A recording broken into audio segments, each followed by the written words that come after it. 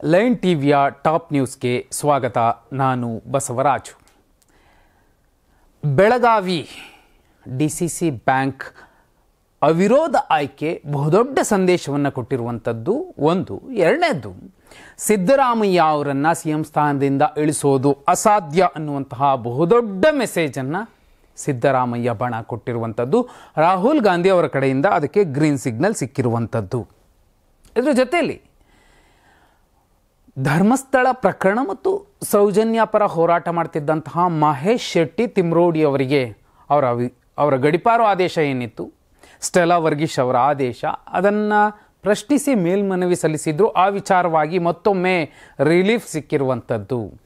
ಇದಕ್ಕಿಂತಲೂ ಮುಖ್ಯ ಅಂದರೆ ಬಿಹಾರ ವಿಧಾನಸಭಾ ಚುನಾವಣೆಯ ಸಂದರ್ಭದಲ್ಲೇ ಲಾಲೂ ಪ್ರಸಾದ್ ಯಾದವ್ ಅವರ ಕುಟುಂಬವನ್ನು ಕೇಂದ್ರ ಸರ್ಕಾರ ತನ್ನ ತನಿಖಾ ತಂಡಗಳನ್ನು ಬಳಸಿಕೊಳ್ಳುವ ಮೂಲಕ ಕಟ್ಟಿ ಹಾಕುವ ಪ್ರಯತ್ನಕ್ಕೆ ಮುಂದಾಗಿದೆಯಾ ಅಂತ ವಿಪಕ್ಷಗಳು ಮಾತಾಡ್ತಿರುವಂಥದ್ದು. ಏನಾಯಿತು ನೋಡಿ, ಆರಂಭದಲ್ಲಿ ಸಿದ್ದರಾಮಯ್ಯ ಅವರನ್ನು ಸಿಎಂ ಸ್ಥಾನದಿಂದ ಇಳಿಸೋಕೆ ಸಾಧ್ಯನ ನವೆಂಬರ್ ಕ್ರಾಂತಿಯ ಚರ್ಚೆ ನಡೀತಿರುವಂತಹ ಸಂದರ್ಭದಲ್ಲೇ ಸಿದ್ದರಾಮಯ್ಯ ಅವರು ರಾಹುಲ್ ಗಾಂಧಿ ಅವರನ್ನು ಭೇಟಿಯಾಗಿ ಇಬ್ಬರ ನಡುವೆ ಮಹತ್ವದ ಮಾತುಕತೆ ನಡೆದಿರುವಂಥದ್ದು ಈಗ ರಾಜ್ಯ ರಾಜಕಾರಣದಲ್ಲಿ ಬಹುದೊಡ್ಡ ಚರ್ಚೆ ಆಗಿರುವಂಥದ್ದು. ಸಂಪುಟ ವಿಸ್ತರಣೆ ಆಗೇ ಆಗುತ್ತೆ ಅಥವಾ ಪುನರ್ರಚನೆ ಆಗುತ್ತೆ. 12 ಮಂದಿಯನ್ನು ಇಳಿಸಿ 12 ಮಂದಿ ಹೊಸಬರಿಗೆ ಅವಕಾಶ ಮಾಡಿಕೊಡುವಂತಹ ಗಂಭೀರವಾದ ಮಾತುಗಳು ಕೇಳಿ ಬರ್ತಿರುವಂಥದ್ದು. ಇದರ ಜೊತೆಯಲ್ಲಿ ರಾಜ್ಯ ಕಾಂಗ್ರೆಸ್ ಉಸ್ತುವಾರಿ ರಣದೀಪ್ ಸಿಂಗ್ ಸುರ್ಜೇವಾಲಾ ಅವರ ವಿರುದ್ಧ ರಾಹುಲ್ ಗಾಂಧಿ ಅವರಿಗೆ ಸಿದ್ದರಾಮಯ್ಯ ಅವರು ಗಂಭೀರವಾದಂತಹ ದೂರನ್ನು ದಾಖಲಿಸಿರುವಂಥದ್ದು. ಯಾಕಂದರೆ ಕೆಲವು ಸಚಿವರು ತಮ್ಮ ಸಂಪುಟವನ್ನೇ, ತಮ್ಮ ಖಾತೆಯನ್ನೇ ರಣದೀಪ್ ಸಿಂಗ್ ಸುರ್ಜೇವಾಲಾ ಅವರ ಪಾದಕ್ಕಿಟ್ಟಿದ್ದಾರೆ ಅನ್ನುವ ಮಟ್ಟದಲ್ಲಿ ಧಾಟಿಯಲ್ಲಿ ಚರ್ಚೆಗಳು ನಡೀತಿರೋ ಸಂದರ್ಭದಲ್ಲಿ 2028 ತನಕ ತಾನಿದ್ರೆ 2021ಕ್ಕೆ ರಾಷ್ಟ್ರ ರಾಜಕಾರಣಕ್ಕೆ ಸಿದ್ದರಾಮಯ್ಯ ಅವರು ಹೋಗುವಂಥದ್ದು ಮತ್ತು ರಾಜ್ಯ ರಾಜಕಾರಣದಲ್ಲಿ ಇನ್ಯಾರಿರ್ತಾರೆ ಅವರಿಗೆ ಅವಕಾಶವನ್ನು ಮಾಡಿಕೊಡುವಂಥದ್ದು. ಜೊತೆಯಲ್ಲಿ ಅಹಿಂದ ಬಲ ಸಿದ್ದರಾಮಯ್ಯ ಅವರ ವರ್ಚಸ್ಸು 28ಕ್ಕೂ ಕೂಡ ಕಾಂಗ್ರೆಸ್ಗೆ ಅತ್ಯಗತ್ಯ ಅನ್ನುವಂಥದ್ದನ್ನು ಮನವರಿಕೆ ಮಾಡಿಕೊಟ್ಟು ಬಂದಿದ್ದಾರೆ ಎನ್ನುವ ಮಾತುಗಳು ಕೇಳಿ ಬರ್ತಿವೆ. ಅಲ್ಲಿಗೆ DK ಶಿವಕುಮಾರ್ ಅವರು ಮುಖ್ಯಮಂತ್ರಿ ಆಗ್ತಾರೆ ಎನ್ನುವಂತಹ ಅವರ ಅಭಿಮಾನಿಗಳ ಮತ್ತು ಬಣದ ಮಾತುಗಳು ಗೌಣವಾಗುವ ಸಾಧ್ಯತೆಗಳನ್ನು ತಳ್ಳಿ ಹಾಕುವಂತಿಲ್ಲ.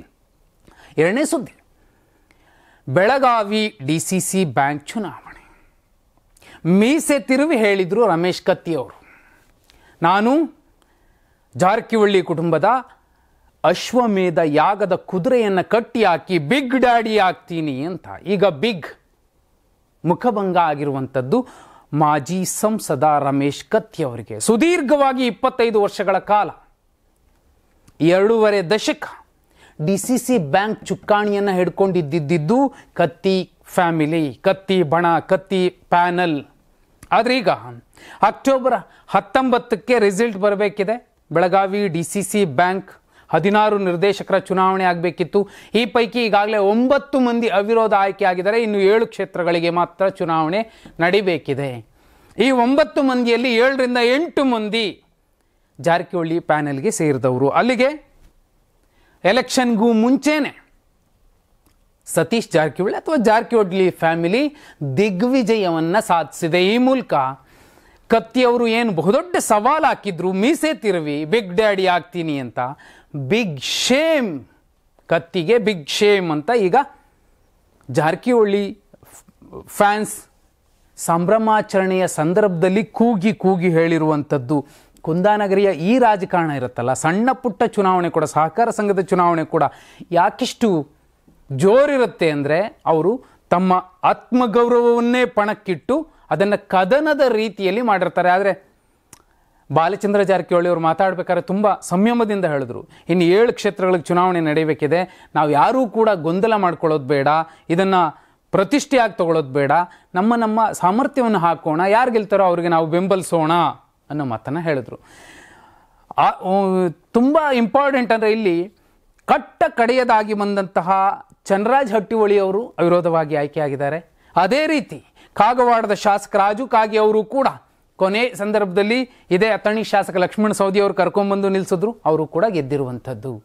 ಅಲ್ಲಿಗೆ ಸುದೀರ್ಘಾವಧಿ ಕತ್ತಿ ಫ್ಯಾಮಿಲಿ DCC ಬ್ಯಾಂಕನ್ನು ಚುಕ್ಕಾಣಿ ಹಿಡಿದಿತ್ತು. ಆದರೆ ಕತ್ತಿಯವರು ಒಂದು ಮಾತು ಹೇಳಿದ್ರು, ಹೊಕ್ಕೇರಿ ಗ್ರಾಮೀಣ ವಿದ್ಯುತ್ ಸಹಕಾರ ಸಂಘದ ಚುನಾವಣೆ ಸಂದರ್ಭದಲ್ಲಿ ಇದು ನಮ್ಮ ಸಮಾಜದ ಕೈಲೇ ಇರಬೇಕು ಅಂದ್ಕೊಂಡಿದ್ರು, ಆ ಕಾರಣಕ್ಕೋಸ್ಕರ ಕೊಟ್ಟಿದ್ದಾರೆ ಅಂತ.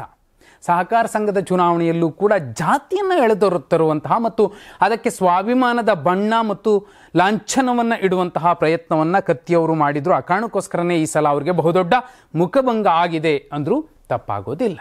ಇನ್ನು ಬಿಹಾರ ವಿಧಾನಸಭಾ ಚುನಾವಣೆಯಲ್ಲಿ ಇನ್ನೇನು ನಡೀಬೇಕಿದೆ.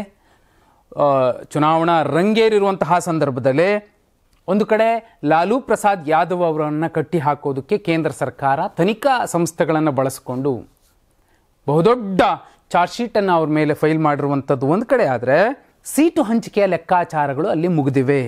NDA ಮೈತ್ರಿಕೂಟದಲ್ಲಿ ಸೀಟು ಹಂಚಿಕೆ ಅಂತಿಮವಾಗಿದ್ದು BJP ಹಾಗೂ JDU ತಲಾ 101 ಕ್ಷೇತ್ರಗಳಲ್ಲಿ ಸಮಾನವಾಗಿ ಸ್ಪರ್ಧಿಸಲಿವೆ. ಒಟ್ಟು 243 ವಿಧಾನಸಭಾ ಕ್ಷೇತ್ರಗಳ ಪೈಕಿ 202 ಕ್ಷೇತ್ರಗಳು JDU ಮತ್ತು BJP ಸ್ಪರ್ಧೆ ಮಾಡಿದ್ರೆ, ಉಳಿದ ಕ್ಷೇತ್ರಗಳನ್ನು LJP, HAM, RLMಗೆ ಹಂಚಿಕೆ ಮಾಡಿಕೊಟ್ಟಿರುವಂಥದ್ದು. ಇಲ್ಲಿ ರಾಷ್ಟ್ರೀಯ ಲೋಕ ಸಮತಾ ಪಕ್ಷಕ್ಕೆ 6 ಸ್ಥಾನಗಳನ್ನು, ಹಿಂದೂಸ್ತಾನಿ ಅವಾಮ್ ಮೋರ್ಚಾಗೆ 6 ಸ್ಥಾನಗಳನ್ನು ಕೊಟ್ಟಿರುವಂಥದ್ದು. ಜನಶಕ್ತಿ ಪಕ್ಷಕ್ಕೆ, ಲೋಕ್ ಜನಶಕ್ತಿ ಚಿರಾಗ್ ಪಾಸ್ವಾನ್ ಅವ್ರದ್ದು 29 ಸೀಟುಗಳನ್ನು ಕೊಟ್ಟಿರುವಂಥದ್ದು ಇಲ್ಲಿ ಬಹುಮುಖ್ಯ. ಆದರೆ ಮೇಲ್ನೋಟಕ್ಕೆ ಅಲ್ಲಿನ ಗ್ರೌಂಡ್ ರಿಪೋರ್ಟ್ ಈ ಸಲ JDUಗೆ ಬಹುದೊಡ್ಡ ಆತಂಕ ಆಗುತ್ತೆ. ಯಾಕಂದರೆ ಚುನಾವಣಾ ಚಾಣಕ್ಯ ಪ್ರಶಾಂತ್ ಕಿಶೋರ್ ಅವರು ಅಲ್ಲಿ ಜನ್ಸ್ವರಾಜ್ ಪಕ್ಷವನ್ನು ಕಟ್ಟಿದ್ದಾರೆ. ಅವರು ನೇರ ಸವಾಲು ಹಾಕಿದ್ದಾರೆ. ಬರ್ಕಾದತ್ ಅವರ ಮೋಜೋ ಇಂಟರ್ವ್ಯೂನಲ್ಲಿ ಹೇಳಿದ್ದಾರೆ, 25 ಸೀಟ್ಗಿಂತ ಹೆಚ್ಚು ಸೀಟ್ ಏನಾದರೂ ನಿತೀಶ್ ಕುಮಾರ್ ಅವರು ಗೆದ್ದರೆ ನಾನು ರಾಜಕಾರಣ ಬಿಡ್ತೀನಿ, ಅವರು CM ಆಗೋದಿಲ್ಲ ಅನ್ನೋ ಒಂದು ಭವಿಷ್ಯವಾಣಿಯನ್ನು ನುಡಿದಿರುವಂಥದ್ದು. ಅಲ್ಲಿಗೆ 25 ಅಲ್ಲ 35 ಗೆದ್ದರೂ ಕೂಡ NDA ಕೂಟ ಸರಳ ಬಹುಮತ ಪಡ್ಕೊಂಡು ಬಿಹಾರದಲ್ಲಿ ಅಧಿಕಾರ ನಡೆಸುವಂಥದ್ದು ಕಷ್ಟ ಅನ್ನುವಂತಹ ಮಾತುಗಳು ಕೇಳಿ ಬರ್ತಿವೆ. ಆದರೆ BJP ಅತಿ ದೊಡ್ಡ ಪಕ್ಷವಾಗಿ ಹೊರಹೊಮ್ಮಬಹುದು. ಆದರೆ ಮಹಾಗಠಬಂಧನದ ಒಂದಷ್ಟು ಶಾಸಕರನ್ನು, ಒಂದಷ್ಟು ಪಕ್ಷಗಳನ್ನು NDA ಸೆಳಿಬೇಕಾಗತ್ತೆ. ಅಂತಹ ಒಂದು ಸಂದರ್ಭ ಬರುವ ಸಾಧ್ಯತೆಗಳು ಹೆಚ್ಚು. ಮುಂದಿನ ಸುದ್ದಿ, ಕರೂರು ಕಾಲ್ತುಳಿತ ಪ್ರಕರಣದ ತನಿಖೆಯನ್ನು ಸುಪ್ರೀಂ ಕೋರ್ಟ್ CBIಗೆ ನೀಡಿ ಆದೇಶಿಸಿದೆ. ತನಿಖೆಯ ಮೇಲ್ವಿಚಾರಣೆಗಾಗಿ ನಿವೃತ್ತ ನ್ಯಾಯಮೂರ್ತಿ ಅಜಯ್ ರಸ್ತೋಗಿ ನೇತೃತ್ವದ 3 ಸದಸ್ಯರ ಸಮಿತಿಯನ್ನು ಸುಪ್ರೀಂ ಕೋರ್ಟ್ ನೇಮಕ ಮಾಡಿದೆ. ಸೆಪ್ಟೆಂಬರ್ 27ರಂದು ಕರೂರಿನಲ್ಲಿ TVK ನಾಯಕ ವಿಜಯ್ ಪ್ರಚಾರ ಕಾರ್ಯಕ್ರಮದಲ್ಲಿ ಸಂಭವಿಸಿದ ಕಾಲ್ತುಳಿತದಲ್ಲಿ 41 ಮಂದಿ ಸಾವನ್ನಪ್ಪಿದ್ರು. ಈ ಸಾವಿನ ತನಿಖೆ ಈಗ ನಡೀತಿರುವಂಥದ್ದು. ಆರಂಭದಲ್ಲೇ TVK ಪಕ್ಷದ ನಟ ಮತ್ತು ಸಂಸ್ಥಾಪಕ ವಿಜಯ್ ಅವರಿಗೆ ಬಹುದೊಡ್ಡ ಆತಂಕವಾಗಿರುವಂಥದ್ದು. ಪ್ರತಿ ತಿಂಗಳು ಕೂಡ ವರದಿ ಸಲ್ಲಿಸಬೇಕು ಅನ್ನುವಂತಹ ಸೂಚನೆಯನ್ನು ಕೂಡ ಕೊಟ್ಟಿದ್ದಾರೆ. ಬಹುದೊಡ್ಡ ಜನಬೆಂಬಲ ಇದ್ದಂತಹ ನಾಯಕರಾಗಿ ಹೊರಹೊಮ್ಮುತ್ತಿದ್ದಂತಹ ಸಂದರ್ಭದಲ್ಲೇ ಇಂಥದ್ದೊಂದು ದುರ್ಘಟನೆ ಅವರ ಪಕ್ಷಕ್ಕೆ ಒಂದು ಕರಾಳ ಚರಿತ್ರೆಯ ಪುಟಗಳಿಗೆ ಅವರ ಪಕ್ಷವನ್ನು ಕೂಡ ಸೇರಿಸುವಂತಹ ಒಂದು ಆರೋಪ. ಸತ್ಯಾಸತ್ಯತೆ ಯಾರಿಗೂ ಗೊತ್ತಿಲ್ಲ, ಯಾರು ಮಾಡಿದ್ರು ಏನಾಯಿತು ಗೊತ್ತಿಲ್ಲ. ಆದರೆ ಆ ತನಿಖೆಯ ವರದಿ ಬರುವ ತನಕ ವಿಜಯ್ ಅವರನ್ನು ಅಲ್ಲಿನ ಅಭಿಮಾನಿಗಳಿರಬಹುದು, ಅಲ್ಲಿನ ಜನ ಇರಬಹುದು, ವಿಪಕ್ಷಗಳಿರಬಹುದು ಟೀಕೆ ಮಾಡ್ತಾನೆ ಇರ್ತಾರೆ. ಇದೊಂದು ಕಾರಣಕ್ಕೆ. ಶಾಸಕ ಮುನಿರತ್ನಂ ಅವರ ಬಗ್ಗೆ DCM DK ಶಿವಕುಮಾರ್ ಅವರು ಆಡಿದಂತಹ ಮಾತುಗಳ ಬಗ್ಗೆ BJPಗರು ಕೆರಳಿ ಕೆಂಡವಾಗಿದ್ದಾರೆ. ಅಷ್ಟೇ ಅಲ್ಲ, ಅದರಲ್ಲೂ ಮಾಜಿ ಸಂಸದ ಪ್ರತಾಪ್ ಸಿಂಹ ಅವರು ಬಹುದೊಡ್ಡ ಸವಾಲನ್ನು DCM DK ಶಿವಕುಮಾರ್ ಅವರಿಗೆ ಎಸ್ತಿರುವಂಥದ್ದು.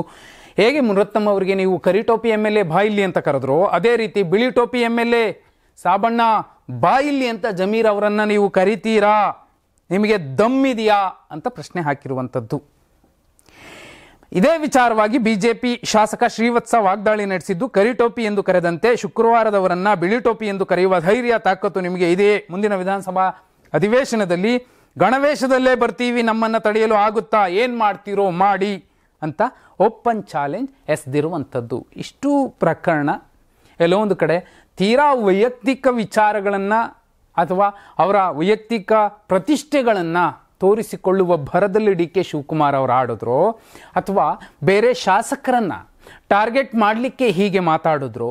ಯಾಕಂದರೆ ನಮಸ್ತೆ ಸದಾವತ್ಸಲೆ ಮಾತೃಭೂಮಿ ಅಂತೆಲ್ಲ ಹೇಳಿದ್ರು. ಆ RSS ಸಿದ್ಧಾಂತ ನಂಗೆ ಗೊತ್ತಿದೆ, ಗೌರವವೂ ಇದೆ ಅನ್ನೋದನ್ನು ಹೇಳಿದ್ರು. ಆದರೆ ಅದೇ RSS ಗಣವೇಶಧಾರಿಯಾಗಿ ಬಂದಂತಹ ಶಾಸಕನನ್ನು ಆ ರೀತಿ ಕರೆಯೋ ಬದಲು ಅವರ ವ್ಯಂಗ್ಯ ಬೇರೆ ರೀತಿಯಲ್ಲಿ ತೋರಿಸಬಹುದಿತ್ತು, ಒಂದು ವೇಳೆ ವ್ಯಂಗ್ಯವೇ ಆಗಿದ್ದರೆ. ಆದರೆ ಡಬಲ್ ಸ್ಟ್ಯಾಂಡರ್ಡ್ ಕಾಣುತ್ತೆ.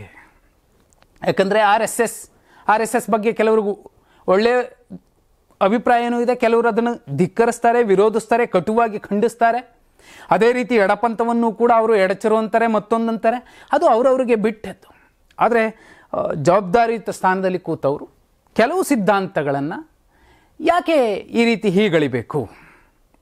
ಅದು ಕೂಡ ಅವರು ಶಾಸಕರಾಗಿ, ಕಾಂಗ್ರೆಸ್ನ ಶಾಸಕರಾಗಿ ಮಾತಾಡೋದಕ್ಕೂ ರಾಜ್ಯದ ಉಪಮುಖ್ಯಮಂತ್ರಿಯಾಗಿ ಮಾತಾಡೋದಕ್ಕೂ ವಿವಾದ ಸುಮ್ಮನೆ ಮೈ ಮೇಲೆ ಹೇಳ್ಕೊಳ್ಳುವಂತಹ ಅಗತ್ಯ ಏನಿತ್ತೋ ಗೊತ್ತಿಲ್ಲ.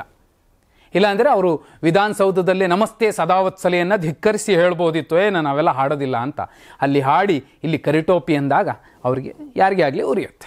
ರಾಜ್ಯ ಕಾಂಗ್ರೆಸ್ ಸರ್ಕಾರ ಮಹತ್ವಾಕಾಂಕ್ಷಿ ಗ್ಯಾರಂಟಿ ಯೋಜನೆಗಳ ಬಗ್ಗೆ ಹಿರಿಯ ಕಾಂಗ್ರೆಸ್ಸಿಗ RV ದೇಶಪಾಂಡೆ ಅವರೇ ವ್ಯಂಗ್ಯವಾಡಿದ್ದಾರೆ. ಉತ್ತರ ಕನ್ನಡ ಜಿಲ್ಲೆ ದಾಂಡೇಲಿಯಲ್ಲಿ ನಡೆದ ಮತಗಳ್ಳತನ ನಿಲ್ಲಿಸಿ ಕಾರ್ಯಕ್ರಮದಲ್ಲಿ ದೇಶಪಾಂಡೆ ಭಾಗಿಯಾಗಿದ್ದರು. ಆ ವೇಳೆ ಉಚಿತ ಯೋಜನೆಗಳ ಬಗ್ಗೆ ಅಸಮಾಧಾನ ವ್ಯಕ್ತಪಡಿಸಿದ್ದಾರೆ. ಮಹಿಳೆಯರಿಗೆ 2,000 ರೂಪಾಯಿ ಕೊಟ್ಟರು. ಮಹಿಳೆಯರಿಗೆ ಉಚಿತ ಬಸ್ ಯೋಜನೆಯಿಂದ ಎಲ್ಲಿ ನೋಡಿದರೂ ಬಸ್ಸುಗಳಲ್ಲಿ ಮಹಿಳೆಯರೇ ಇರುತ್ತಾರೆ. ಸರ್ಕಾರಿ ಬಸ್ಸುಗಳಲ್ಲಿನ ಪರಿಸ್ಥಿತಿ ಬಗ್ಗೆ ಹೇಳೋದೇ ಬೇಡ. ಬಸ್ನಲ್ಲಿ ಹೋದರೂ ಮಹಿಳೆಯರೇ, ದೇಗುಲಕ್ಕೆ ಹೋದರೂ ಮಹಿಳೆಯರೇ. ಸರ್ಕಾರಿ ಬಸ್ಸುಗಳಲ್ಲಿ ಯಾರಾದರೂ 4 ಜನ ಗಂಡಸರು ಹೋಗುವುದಕ್ಕೆ ಕಷ್ಟ ಆಗಿದೆ.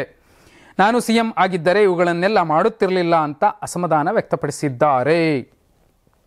RV ದೇಶಪಾಂಡೆ ಅವರು ಅತ್ಯಂತ ಹಿರಿಯರು, ತುಂಬ ಸಭ್ಯರಂತೆ ಮಾತಾಡ್ತಾರೆ. ಹಿರಿಯ ಪತ್ರಕರ್ತೆ ರಾಧಾ ಹಿರೇಗೌಡರವರ ಬಗ್ಗೆ ಮಾತಾಡುವಂತಹ ಸಂದರ್ಭದಲ್ಲೂ ಕೂಡ ಏನಮ್ಮ ನಿನ್ನೆರಿಗೆ ಆದರೆ ನಾವೇ ಮಾಡಿಸ್ತೀವಿ ಅನ್ನೋ ಮಟ್ಟಿಗೆ ತುಂಬ ತುಚ್ಛವಾಗಿ ಮಾತಾಡಿ, ತಮ್ಮ ಯೋಗ್ಯತೆ, ತಾವು ಯಾವ ಧಾಟಿಯಲ್ಲೂ ಕೂಡ ಮಾತಾಡಬಲ್ಲೆವು ಅನ್ನುವಂತಹ ಮೆಸೇಜ್ ಕೊಟ್ಟವರು ಹೆಣ್ಣು ಮಕ್ಕಳ ಈ ಕಲ್ಯಾಣ ಯೋಜನೆಗಳ ಬಗ್ಗೆ ಈ ರೀತಿ ಆಡಿರೋದ್ರಲ್ಲಿ ಏನು ವಿಶೇಷ ಅಂತ ಅನಿಸೋದಿಲ್ಲ. ಅವತ್ತೇ ಅವರು ತಮ್ಮ ವ್ಯಕ್ತಿತ್ವ ಎಂಥದ್ದು ಅನ್ನೋದನ್ನು ತೋರಿಸ್ಕೊಟ್ಬಿಟ್ಟಿದ್ರು. ಆದಾಗ್ಯೂ ಅವರು ಕಾಂಗ್ರೆಸ್ನ ನಾಯಕರು. ಈಗ ಸಿದ್ದರಾಮಯ್ಯ ಅವರ ಸಂಪುಟ ವಿಸ್ತರಣೆ ಅಥವಾ ಪುನರಚನೆ ಆದರೆ ಇಂಥವ್ರಿಗೂ ಕೂಡ ಅವಕಾಶ ಕೊಡುವಂಥದ್ದು ಕಾಂಗ್ರೆಸ್ ಮಾಡುವಂತಹ ಬಹುದೊಡ್ಡ ತಪ್ಪು ಅಂತಲೇ ಹೇಳಬಹುದು.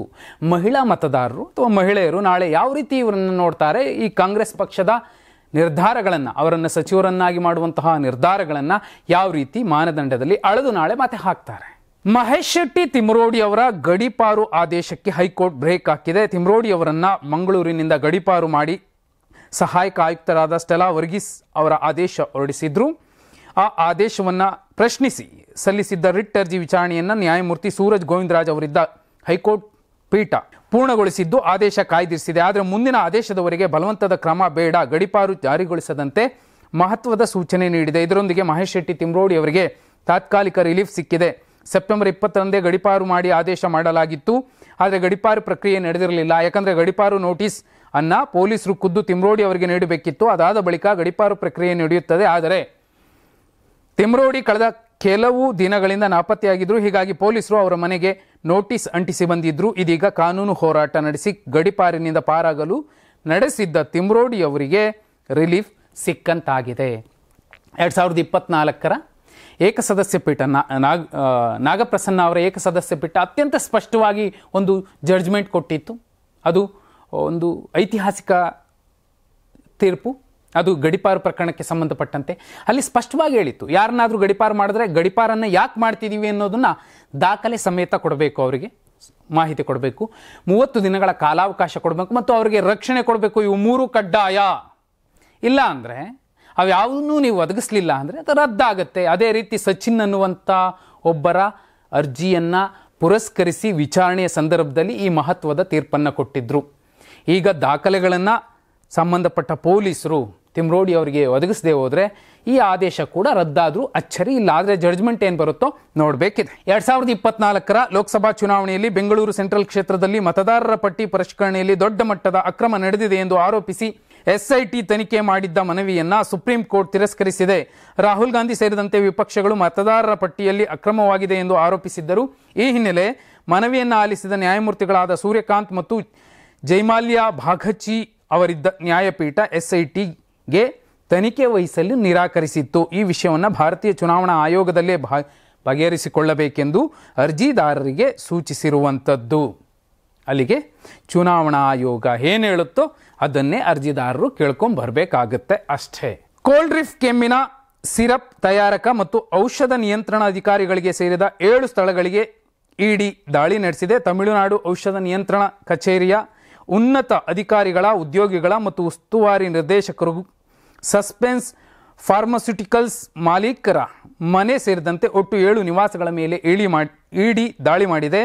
ಅಕ್ರಮ ಹಣ ವರ್ಗಾವಣೆ ತಡೆ ಕಾಯ್ದೆ ಅಡಿಯಲ್ಲಿ ಕೇಂದ್ರ ತನಿಖಾ ಸಂಸ್ಥೆಯ ಚೆನ್ನೈ ಘಟಕವು ಮಾಲೀಕ ಎಸ್ ರಂಗನಾಥನ್ ನಿವಾಸ ಸೇರಿದಂತೆ ನಗರದಲ್ಲಿ ಕಂಪನಿಗೆ ಸಂಬಂಧಿಸಿದಂತಹ ಸ್ಥಳಗಳಿಗೆ ಅಲ್ಲಿ ಶೋಧ ಕಾರ್ಯ ನಡೆಸಿರುವಂಥದ್ದು. ತಮಿಳುನಾಡು ಔಷಧ ನಿಯಂತ್ರಣ ಕಚೇರಿಯ ಉನ್ನತ ಅಧಿಕಾರಿಗಳ ನಿವಾಸಗಳಲ್ಲಿಯೂ ಕೂಡ ಶೋಧ ನಡೆಸಲಾಗಿದೆ. ಇನ್ನು ಭಾರತೀಯ ನ್ಯಾಯ ಸಂಹಿತೆ ಸೆಕ್ಷನ್ 105 ಮತ್ತು 276 ಮತ್ತು 27A ಕಾಯ್ದೆಯ ಅಡಿಯಲ್ಲಿ ಪ್ರಕರಣ ದಾಖಲಿಸಿಕೊಂಡು ತನಿಖೆ ನಡೆಸುತ್ತಿರುವಂಥದ್ದು.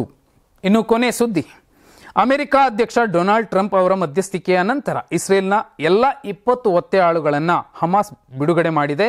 ಈ ಹಿನ್ನೆಲೆ ಇಸ್ರೇಲ್ ಸಂಸತ್ತಿಗೆ ಟ್ರಂಪ್ ಆಗಮಿಸುತ್ತಿದ್ದಂತೆ ಎದ್ದು ನಿಂತು ದೀರ್ಘ ಚಪ್ಪಾಳೆಗಳೊಂದಿಗೆ ಸ್ವಾಗತಿಸಿದ್ದಾರೆ. ಇನ್ನು ಇಸ್ರೇಲ್ ಸಂಸತ್ತಿನಲ್ಲಿ ಭಾಷಣ ಮಾಡಿದ ಟ್ರಂಪ್ 8 ತಿಂಗಳಲ್ಲಿ 8 ಯುದ್ಧಗಳನ್ನು ಬಗೆಹರಿಸಿದ್ದೇನೆ ಅಂತ ಹೇಳಿಕೊಂಡಿದ್ದಾರೆ. ಆ ಕಾರಣಕ್ಕೋಸ್ಕರ ನನಗೆ ನೊಬೆಲ್ ಶಾಂತಿ ಪ್ರಶಸ್ತಿ ಕೊಡಬೇಕು ಅಂತಲೂ ಕೂಡ ಹೇಳ್ಕೊಂಡಿದ್ರು, ಅದು ಅವ್ರಿಗೆ ಸಿಗಲಿಲ್ಲ. ಇದು ಇವತ್ತಿನ ಪ್ರಮುಖ ಸುದ್ದಿಗಳಾಗಿದ್ವು. ನಾಳೆ ಕೂಡ ಪ್ರಮುಖ ಸುದ್ದಿಗಳೊಂದಿಗೆ ಸರಳವಾಗಿ ಸಮಗ್ರವಾಗಿ ವಿವರಿಸುವಂತಹ ಪ್ರಯತ್ನ ಮಾಡ್ತೀನಿ. ಧನ್ಯವಾದ. ಶುಭರಾತ್ರಿ.